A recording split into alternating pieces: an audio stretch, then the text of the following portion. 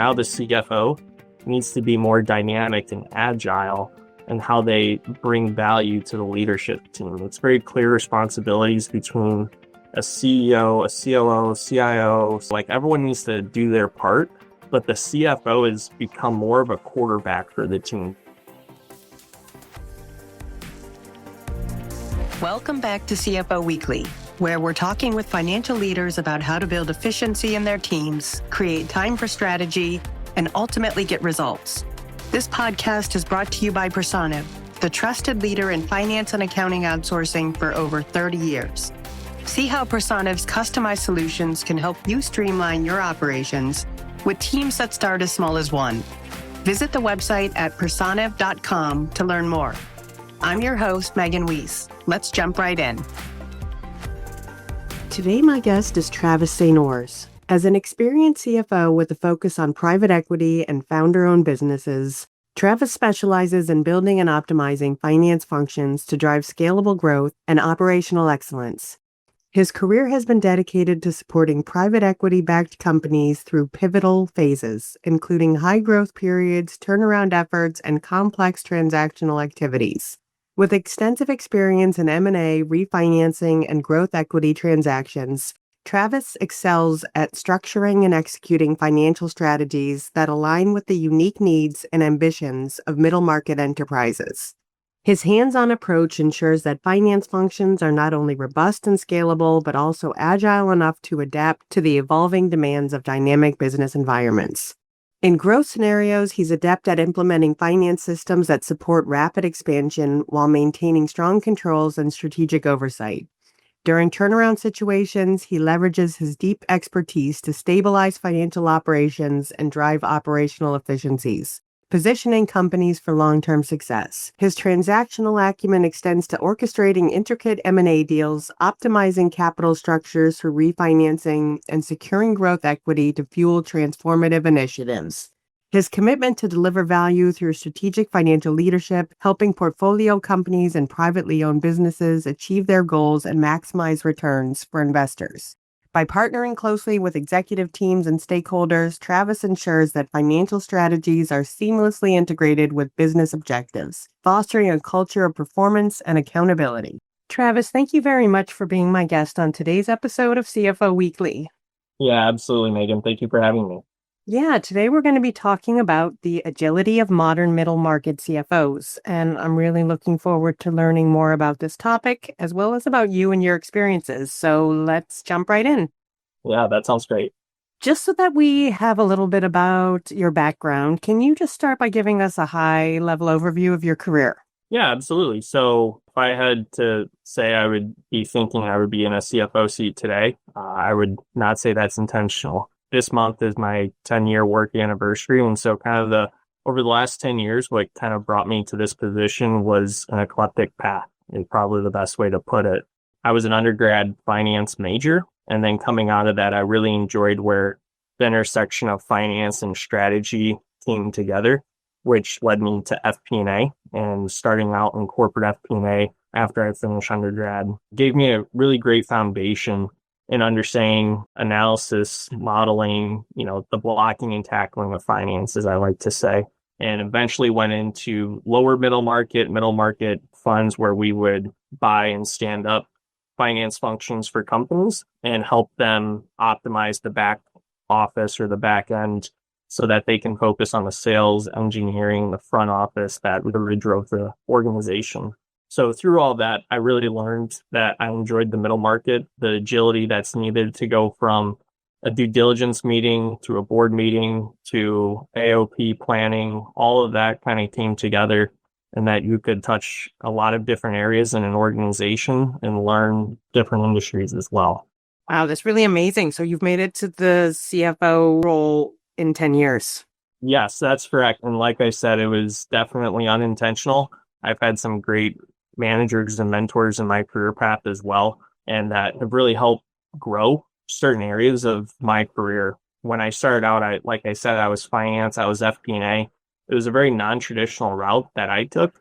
More times than not, CFOs have a background in accounting.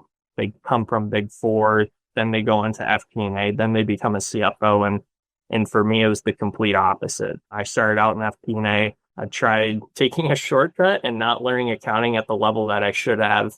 And eventually I sat for the CPA at 27 years old and also did my CMA and really dove headfirst into what my weak spots were and tried building on those later on in my 20s. Wow. Well, that's amazing. Congratulations. Thank you. And you've had the opportunity to work across various industries from logistics to apparel and private equity. So how has that broad experience influenced your view on what makes a finance function agile and effective in driving business success? Yeah, so really any business is always going under change, and being willing to go through that change with the business and not just be someone that goes along with it, but being a leader of change has to be important, especially if a company is PE backed and there's a finite horizon of ownership. There needs to be a very clear game plan that's being initiated where value is being created. So being willing to go through change and being a leader of change is important. As a finance function, as I usually describe it, if you think about a massive cruise vessel, finance needs to be the rudder. It needs to be in the back of the boat, steering the boat from bad waters. It needs to be steering to a sunny day, but it needs to be the direction of where the business needs to be going. And I've really found that being supportive of operating functions, that can be sales, engineering, whatever other functions or cross departments that finance needs to work with, being a support for them, giving them the right tools and resources to make informational decisions really helps as an organization to propel people in their roles, to provide them and set them up for success is really what the finance function should be doing in the middle market for other departments that look to finance for the ROI guidance, the investment time horizon, all of those metrics that finance people look at. I think translating that into a very simplistic way for other organization or other departments in the organization to understand was really key. Yeah, I've heard the word storyteller many, many times in the last few months associated with the role of CFO. That is very accurate, especially how do you tell a story in a PowerPoint? Like, what's the story you want to convey? What does your reader need to know, and what do you want them to know? You need to be able to communicate that story efficiently, clearly, and make sure that once everyone leaves the meeting, we're all aligned on the same page in the direction we need to go. And how do you define an agile modern CFO in middle market companies, and what makes agility so crucial for growth and long-term success? In the middle market, really being able to wear a lot of hats is important. Why I love the middle market is because you could be looking at all three financial statements and understanding the impacts on every decision that's being made through each meeting during your day. When you look back on the meetings that you may have had during the day, it could be very head spinning as to everything that was covered and how you're trying to help other departments or get a deck ready, raise capital, whatever it is. I think the agility of a CFO in the middle market has to be one that a CFO is okay with and that they have to be ready for it and they want to lean into it. You know, you may go from one meeting to having your earnings call with the board, and then your next meeting, you're working with an analyst through a journal entry. Sometimes that's probably a dramatic situation, but you need to be willing to roll up your sleeves and do the work, and at the same time be able to speak to board, lenders, investors, whomever it is, on the importance of how your finance function is operating, where it's going, technology, improvements, all of those, communicating in a clear and concise way and doing it very efficiently for the team.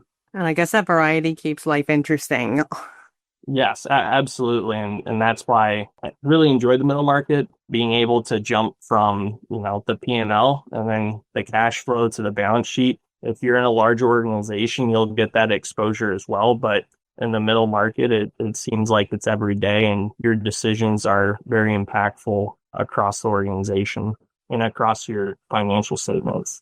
And you've successfully navigated high growth scenarios and turnaround efforts. So how do you balance the need for rapid scaling with maintaining financial discipline and controls? It's a good question because you always want the solution now. You always want the solution today, and delayed gratification sometimes comes at a cost. And being clear on what that cost is and saying, hey, team, we may want something today or a tool or a solution today. It will be here in 2 or 3 months and it's going to be better. So I can think of one example where we had a financial reporting system that we were looking at investing in. We knew it was going to be the right solution. However, the timeline to get it implemented, to make sure everything tied out, it was working fluidly, all of those areas, it just added to the timeline, but we knew it was the right move. So being honest and forthright with your business partners is key. For a tool or a solution, you have to look at areas that you can scale as an organization. There may be an upfront cost today, but you know that I can add 50% of top line revenue and still not increase headcount, but we have a solution that we can grow into that makes our people more efficient.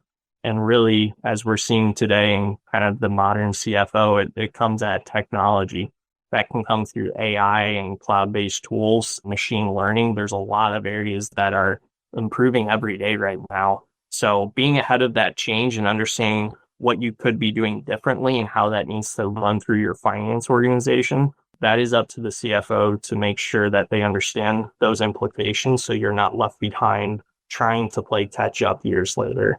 And I'm curious, so as a middle market CFO, how are you using AI today? Are you just kind of experimenting with some things, or have you implemented it in some processes, or where does it stand? Because I know it's really new.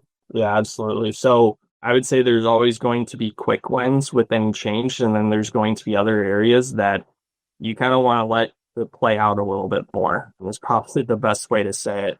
Where we've seen the change come in is anything that was very routine, automated in the background that our people were doing. We've tried installing AI there, whether that's through a new software investment that we've made, and we've made several over the past few years that have paid off well, to where those people that were doing those roles, they can now go and add value in a different function. They can grow in their career. That's been huge for our organization, is that you go and talk to some of our people and it's like, here's what you're doing now. Tell me about that change. Like, how has that helped you? And it's like, I'm more intrigued in my role. I'm more interested in what's going on and where we else can be adding value through the organization. So there's less time spent on routine tasks and more time spent on value add, which in the middle market, it's people are really challenged to find time. Everyone is spread thin. So creating bandwidth for people so that when they are at work, they are reinvigorated in their job, that their curiosity is sparked. That's really important for us as an organization. So really where AI has helped us, it's helped on the efficiency, but from a career development standpoint for our people, I think it's given them opportunities that we didn't think were possible in such a quick horizon or such a quick timeline for their career. Yeah, I think a few years ago, and maybe even still today, people were fearful of AI and what it would do to their job, and would there still be a need for accountants? But like you said, I think it's really taken away the mundane stuff and made the work a lot more interesting. Absolutely. And being able to have it at our fingertips at this point is, I don't think, crazy part, how quickly it's developed. And other than AI, what are some of the key systems or technologies that CFOs should prioritize to ensure that they're scalable and adaptable? Yeah, I mean, going back to my FP&A background, I've always been very keen on financial reporting systems. And how do you make that a scalable process, not just for the finance function, but enabling other people throughout the organization to make right decisions, to know their financials so that you can partner together versus the FP&A person coming in mid-month, end of quarter saying, hey, here's where your performance came in compared to our forecast, and here's where we need to improve. Those corrections are happening a lot more real time. So for us, we've invested in an FP&A tool that's helped us scale, that all of our plant managers all have access to, that they can see their financial results real time. The system gives us scalability as a function that we can have access to all three financial statements. We can cut the data whatever way we need to. And our plant managers have those same abilities as well for what their location or their responsibility is. So when we come into those month-end meetings, we're no longer storytelling saying, here is how you performed against your forecasts. It's more 20% backwards looking, 80% forward looking. Tell us about what's coming down the pipeline. How do we readjust the forecast? Do we need to think about other adjustments that need to be made in the next quarterly roll forward? Those conversations have just wildly changed to where, yet again, it's more value add. Everyone's getting on the same page. It becomes a partnership between finance and operations. And having worked across multiple industries, how do you adjust your financial leadership approach when switching between industries, if at all? And what common practices do you believe can be applied across all sectors? For accounting roles, it's an application of principles, and those applications are applied to the industry. For FP&A, it's learn the industry and learn how to report against it, forecast it. Are you on it? Is inventory key? Is it a business services? What is the driver of this business? So whether it's accounting or finance, I think the question is answered differently. But either way, the finance person needs to be intrigued in the industry that they're working in. For me, I'm very intrigued in logistics because it's nonstop. The world never stops moving and supply chains are constantly evolving. And so for me, I think that's fascinating. For some people, it could be marketing. Like, hey, I run a marketing agency and I'm really passionate about brand development. So whatever you're working in that industry, how can you apply financial principles? If you're an accountant, if you're an FP&A, how do I forecast this business and story tell the business? That's really important to making sure that you truly enjoy not just your job, but the people you get to work with. How do you further the company and the services that are being provided? That's huge in the middle market. It's great advice. And when you're leading turnaround efforts, what specific financial strategies or tools do you use to stabilize operations and guide the company towards sustainable growth? So one of the first things that I usually do is you have to have a pulse on the business. Without a pulse, you're kind of, the ship without the rudder, as we've talked about. And for me, I've always been, let's look at the bank statement. Let's start modeling out scenarios, understanding what debt service looks like, understanding what free cash flow looks like. Understanding those metrics very early on will help you keep a pulse as you kind of work through the change. So if you're in a turnaround effort, and I think back on my career, the very first thing I've always done is let's get a cash statement or a bank statement going and understand what the ins and outs are. So as we progress over the next few weeks and we start assessing the situation on what needs to be addressed, you at least have a pulse running in parallel with you so that if you need to make a change, and taking an example, if we need to close our monthly results in 3 business days versus 3 months, how do we do that? How do we navigate that? And really understanding what cash is doing is really important to help drive some of the decision making in the turnaround effort. If you're solving for something or if you're trying to solve for something but you don't know the issue, or you're up against a tight timeline as far as cash flow, you're not going to know what that status is as you're currently solving for it. So turnaround efforts are always very, very quick, very fluid. There's a timeline, there's high communication, there's long hours, but you have a condensed timeline to really understand the business, how it works, how cash works, and what needs to be addressed early on versus 3 months from now when plans are being installed and operations is back in a normal state. I'm not sure you have a point of view on this or not, but when you look at your own team and developing them, how important do you think it is for finance people to step outside of finance within their career and maybe do a role in marketing or something in operations? Do you guys do that at all? Yeah, that's a great question. At a minimum, I think shadowing other departments, right? Or just being a fly on the wall during meetings is really important. If you're only focused on finance and accounting and month-end close and your audit, you're going to start to have a narrow view of your organization, which the finance function should never have. So whether it's just asking a department leader, asking your manager for advice, I think it's really important to shadow at least, or taking a role outside of finance if you feel like you're being pulled that way. If you're being pulled into marketing because you really think you can add value and develop the brand, portray the services that the business has or a product better, have that conversation. In the end, it's not about staying in finance. It's about doing what you're passionate about. And if that's what drives someone, they should definitely explore that.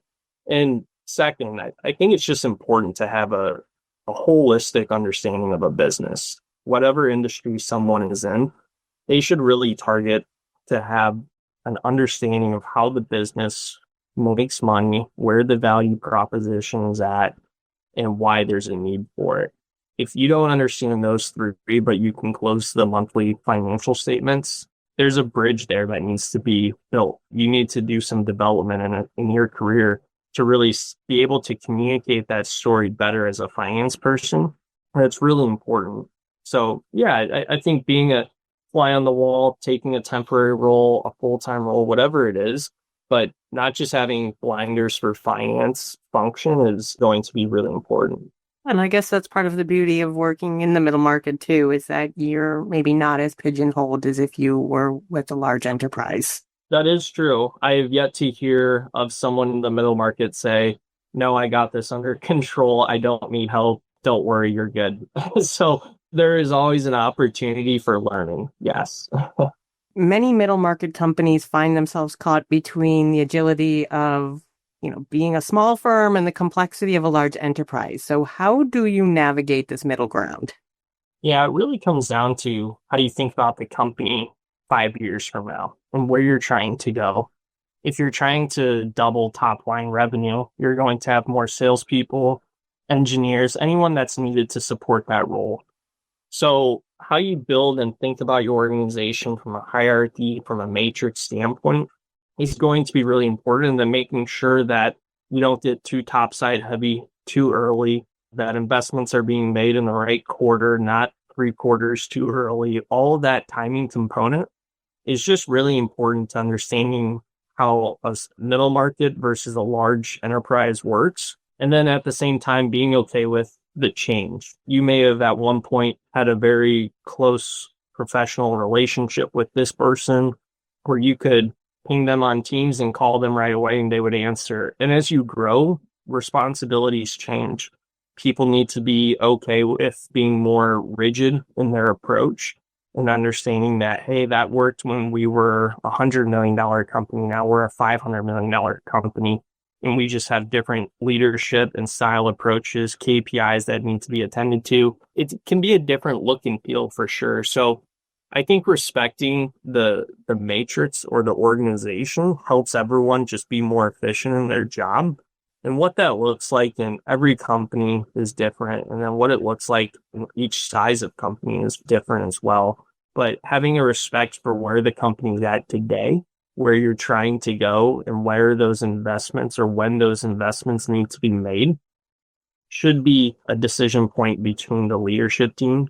And then the timing of those investments and portraying that story and communicating that story needs to sit with the finance department for sure. And private equity-backed businesses, they face additional pressures for return. So how do you ensure that financial strategies and reporting align with the performance expectations of PE investors while still positioning the company for growth? It's going to get more challenging, I think, moving forward. When you kind of look at the industry right now, you see a need to recycle capital and you're seeing a lot of dry powders. So you're seeing that marriage going to be happening over the next few years. So where I think the need for a PE CFO and what funds will be looking for in the future will be more of a transaction CFO that can transition and run operating responsibilities in parallel. So that can be capital raising, that can be M&A, that can be just your general operating performance. And the need for a CFO to do that, that's owned by a PE fund, is going to be really important. The scalability, financial reporting, all that comes with the role in itself. But when a fund makes an investment, they usually make that investment with a finite time horizon, and then they have an investment thesis. So if you're a new CFO, they just acquired the business and they're looking to place someone, ask for the investment thesis, ask for the time horizon so that you can correctly understand and build your own timeline to say, as an organization, here's what we need to be tackling each quarter so we know if we're achieving the goal or the investment thesis that was originally made. I think that's going to become a very common theme here over the next 5 years. And in your experience, what are the most common roadblocks that CFOs face during financial transformation initiatives, and how can these roadblocks be overcome? There's always going to be roadblocks, and like we talked about, being okay with change, being okay with not having an answer right away is what a CFO needs to be okay with. So the roadblocks that usually come up for everyone is just resources, whether that's financial or people, just having enough resources to be able to tackle everything that you need to. Usually you need to solve for that equation the other way. What's the most important objects or processes that we want to cover this year, and what are the goals? So what are the goals of the organization? How do we achieve that? And what are the resources that we have available? Sometimes you may solve for the first two, and then the third one, it's, well, we don't have people available, so we need to go hire for those people. Or, hey, we have more high priority projects that we need to take care of first before we go out and hire people or resources. So how you solve for that equation, I think you need to do it from a top-down standpoint. And if there's gap from a resources, whether they're financial or people, that needs to be addressed. If you are going to grow a business 50% top line, but you need working capital, that's a financial situation that you need to solve for, and go have that conversation with your leadership team. Make sure everyone's on the same page so when it's presented to the board or to the fund, everyone understands the ask, because the goal or the timeline is very clear. So communication across platforms, and whether that's through the board, through your leadership team, through cross-functional departments, the communication of the need and the ask and the goal needs to be very clear with everyone so that when roadblocks do come up, everyone knows how to navigate them. And roadblocks that come up that are a surprise are usually harder to navigate versus ones that are forecasted for. And looking to the future, how do you see the role of the middle market CFO evolving in the next 3 to 5 years? Like we've talked about, I think it's going to be a need for a transaction CFO, someone that can get through a buy side or sell side, run M&A, do capital raises, refinancing debt. All of those functions on what a CFO is going to be required of in the future will be really key. You know, in the past, or I'd say 20 years ago, a CFO used to look like an operating CFO, monthly closes, very blocking and tackling. Now the CFO needs to be more dynamic and agile and how they bring value to the leadership team. It's very clear responsibilities between a CEO, a COO, CIO, CFO. Like, everyone needs to do their part, but the CFO has become more of a quarterback for the team. They need to be able to drive decision-making, enable each leader with the right tools so that they are steering their departments in the right way, and then have the open line of communication with ownership to be able to articulate that story, to say, here's where our growth plan is, here's what we need to do. Or if you're going through a capital raise, being able to clearly define the money that is needed, the hurdles that will be coming up that you guys need to tackle. So the CFO really needs to be able to be a quarterback more than just the month-end close CFO / controller. I think the dynamic nature of the CFO has evolved tremendously over the last 10 years. And I think going forward, it's just going to be more. Yeah, I love the quarterback analogy. Last question. For all of the young professionals out there that are listening today, what advice would you give to them for making it to the CFO role in a decade's time. Is there anything you would have done differently, or, what did you learn in your own journey? I mean, lean into people in your life. I've been extremely blessed by managers and mentors that have steered me in the right way and really known how to coach me. I can think of a couple examples where I thought I knew I was doing something correctly. I had a manager that came in and he didn't just coach me, he coached me to how I needed to be coached, which those are two totally different worlds and something I never thought about before a few years ago even. So really lean in to what your weaknesses are. For me, it was accounting. I had to be honest with myself, and eventually I came to a point where it was, hey, I feel really confident in most of what I do, but I know if I had to close the monthly financials, it would be a challenge for me. I always feel like I can figure it out, but figuring it out in the moment versus going through reps is really important to know the difference. So be honest with yourself on your weaknesses. Look to see how you can improve on them, because each role comes with its own set of responsibilities, and being willing to be a fly on the wall for a different department to learn has just been a big growth indicator for me. And then the last thing, take advantage of opportunities. Like I've said, I've never heard someone say like, hey, I have too much time available. Yeah, you can do my role. I don't need help. Like I've never heard that in the middle market. So take advantage of opportunities. Like if you see a department is going through a season of where they're grinding, it's really hard, raise your hand. Just be like, hey, I know nothing about this, but I'm willing to help in whatever way I can. If I need to come to you and spend a week with you and work side by side, you tell me what you need me to do, and I'm more than willing to help. I think just showing that initiative and the willingness to help goes a long way, specifically in the middle market. Travis, thank you so much for being my guest today. Thank you, Megan. Appreciate it. Yeah, I really enjoyed speaking with you, and thank you very much for finding the time to be here with us today to share your experience and knowledge. And I wish you all the best. And to our listeners, please tune in next week. And until then, take care. You've been listening to CFO Weekly, presented by Personiv. Please subscribe wherever you get your podcasts to hear all of our episodes. Want to learn more? Check out personiv.com. Thanks for listening.